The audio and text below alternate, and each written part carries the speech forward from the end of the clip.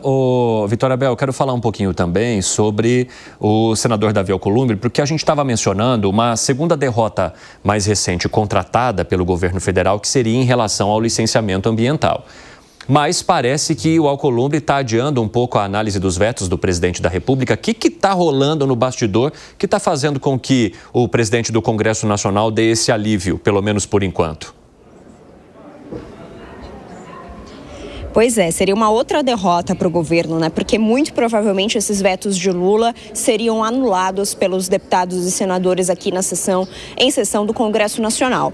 O presidente do Congresso e também do Senado, Davi Alcolumbre, já é muito próximo do governo, já é muito próximo de Lula. Ele costuma atender os pedidos dos governistas. Mas em relação especificamente a esse projeto de licenciamento ambiental, ele tinha alguns problemas porque poderiam interferir em projetos que são de interesse dele ou do estado do Amapá. Um desses projetos é aquele de exploração da margem equatorial da foz do Rio Amazonas, que deve ser explorada pela Petrobras em busca de petróleo. E isso seria acelerado, essa autorização de exploração seria acelerada com uma nova modalidade de licenciamento chamada licenciamento ambiental especial, que estava previsto nesse projeto de lei e foi vetado por Lula. Por isso que Alcolumbre queria colocar para votar os vetos de qualquer forma. O que aconteceu? Ontem à noite, o governo editou uma portaria tentando trazer de volta essa licença especial que serve para acelerar projetos de exploração,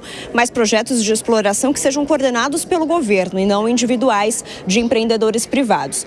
O governo, então, criou uma Câmara para emitir essas licenças ambientais especiais. Essa Câmara estará dentro do escopo da Casa Civil, portanto, sob controle do ministro Rui Costa e também do presidente Lula. Alcolumbre, portanto, foi atendido com esse gesto do governo de dar uma saída para emissões das licenças especiais. Depois disso, Davi Alcolumbre cancelou hoje de manhã a sessão do Congresso Nacional para manter, pelo menos por enquanto, os outros vetos ao licenciamento, ao projeto do licenciamento ambiental.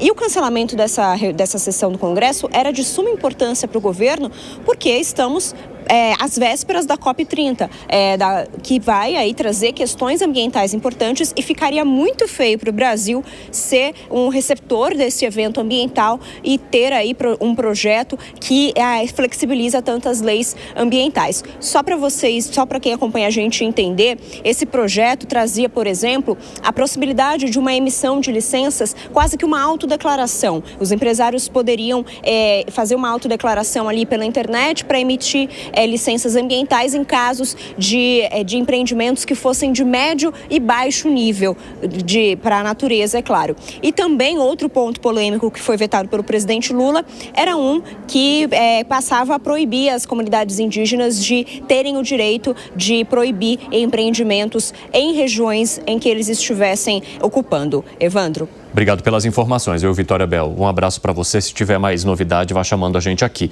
Agora, 4h25, quem nos acompanha pela rádio, um rápido intervalo. Daqui a pouco espero vocês. Nas outras plataformas, seguimos. O que a Vitória falou agora no fim é muito importante, né? Você tem uma COP30 que será realizada aqui no país. E aí, um mês antes da COP30, você traz um projeto que flexibiliza as regras ambientais.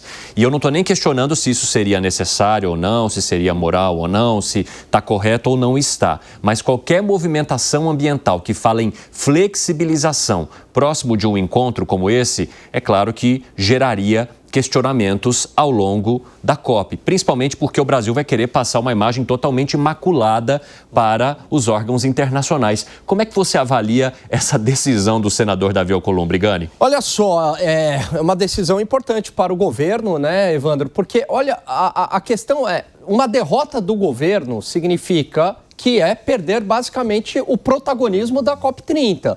Porque, por mais que você colocou muito bem, a flexibilização talvez possa ser algo benéfico para o país, é possível você achar um meio termo entre respeito ao meio ambiente e melhorar a atividade econômica, mas os burocratas lá da COP30 não enxergam dessa maneira, né? Para eles compram lá a pauta ambiental a qualquer custo, muitas vezes não olhando para a economia. Então seria, sim, uma derrota para o governo. Então é claro aí que Davi Alcolumbre faz um aceno ao governo Lula. Fala, Musa.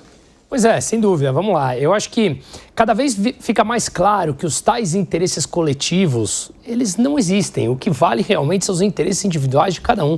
Foi colocado muito bem na matéria pela nossa repórter ao falar sobre o Amapá, o estado de Davi Alcolumbre, que teria ele próprio interesses, uma vez que aquilo fomentaria a sua região e, quem sabe, até interesses particulares. Fica muito claro que o mundo ainda demanda petróleo. E tudo me parece, como você muito bem falou, Evandro, uma imagem imaculada. Temos que ser pragmáticos. O que é bom para a economia como um todo? Não significa que continuar explorando petróleo você vai simplesmente destruir o meio ambiente. Isso se tornou uma narrativa, mas não é assim. O mundo está desenvolvendo para novas tecnologias. Veja, eu estava lendo hoje que o Japão desenvolveu uma bateria de hidrogênio muito mais eficiente que a de lítio. Ou seja, o mundo vai automaticamente, quando livre, os empreendedores substituindo novas tecnologias para suplantar aquelas que não mais são demandadas ou que são mais eficientes na atualidade. O mundo quis largar a energia nuclear e está voltando. Afinal de contas, é uma das mais limpas, mas a narrativa é que era ruim. Ou seja, tirarmos do dia para a noite essa ideia do petróleo não funciona. Não funcionou na Europa e não vai funcionar no curto prazo. É inflacionista. E ser inflacionista significa antipopular para todo e qualquer governo, seja de esquerda ou de direita. Então, de novo, mais uma vez, me parece que os interesses vão sendo colocados por debaixo do tapete. Vamos mostrar uma ideia de uma COP30 maravilhosa. No dia seguinte, aí sim a gente aprova. Mais uma das hipocrisias de sempre. Agora, Zé Maria Trindade, eu quero conversar um pouco contigo também sobre a primeira informação trazida ali pela Vitória Bel, da manutenção de cargos para o presidente da Câmara, Hugo Motta, depois das decisões de tirar alguns desses indicados de deputados que ajudaram a derrubar a medida provisória no Congresso Nacional na semana passada. Você avalia que essa proximidade com o Hugo Motta, essa abertura para indicações dele, pode favorecer o governo nessa reta pré-campanha eleitoral, Zé? Esses dois fatos estão interligados, né? Opa, tanto vamos lá. A decisão do presidente do Senado em retirar os vetos, né, de votação, o governo perderia, quanto essa aproximação, que na verdade é uma reaproximação do presidente Lula dos presidentes da Câmara e Senado. Olha, o governo tem uma minoria no Congresso Nacional. É um presidente progressista num Congresso conservador, né? Isto é a realidade. O que resta? A negociação. Então, houve a primeira negociação e agora o governo está meio perdido, porque não tem mais os partidos políticos para negociar. A negociação no atacado, ou seja, fechar com o presidente do partido e com os líderes, é muito mais interessante, muito mais barato. Mas sem essa possibilidade, os partidos disseram não, eu falei aqui um tempo atrás, eles vão dar um toco no presidente, deram o tal do toco no presidente Lula. Foram lá no Palácio e disseram, o senhor é lindo, maravilhoso, um grande líder, mas nós estamos já em outra proposta e tal. Então agora ele tem que procurar alguém. E aí a ideia do governo é procurar esses líderes informais, que é o caso do Arthur Lira, que não tem nenhum cargo formal, nenhuma liderança formal, né? Está menor do que quando era presidente, mas ele comanda o Centrão, essa coisa chamada Centrão, que não tem uma liderança formal. Além disso, uma aproximação muito clara com o presidente da Câmara, deputado Hugo Motta, e com o Davi Alcolumbre, que é esse camaleão, que vai de PL ao presidente Lula e negocia tudo e manda muito dinheiro no Amapá. Gente, o Amapá tem 750 mil habitantes. O Amapá todo, o estado, ele é menor em população do que, por exemplo, a cidade de porte médio para baixo de São Paulo.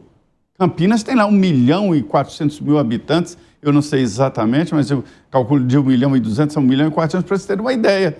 E o Amapá, com esses 750 mil habitantes, tem 8 deputados, 3 senadores, o presidente do Senado Federal e o líder do governo no Senado Federal. São 16 municípios. Me disseram que ninguém sabe onde colocar tanto dinheiro assim de emendas e de governo. Me disseram também que os prefeitos não têm condições de fazer projetos para receber o dinheiro que mandam para lá, para ter uma ideia. É como Campinas ter lá 8 deputados, 8 e 3 senadores, quer dizer, está desequilibrado o processo aí. Mas o caso é o seguinte, o presidente Lula está fazendo uma nova abordagem, está apostando nos presidentes da Câmara e do Senado e os líderes informais. Tchau para os partidos. Exatamente.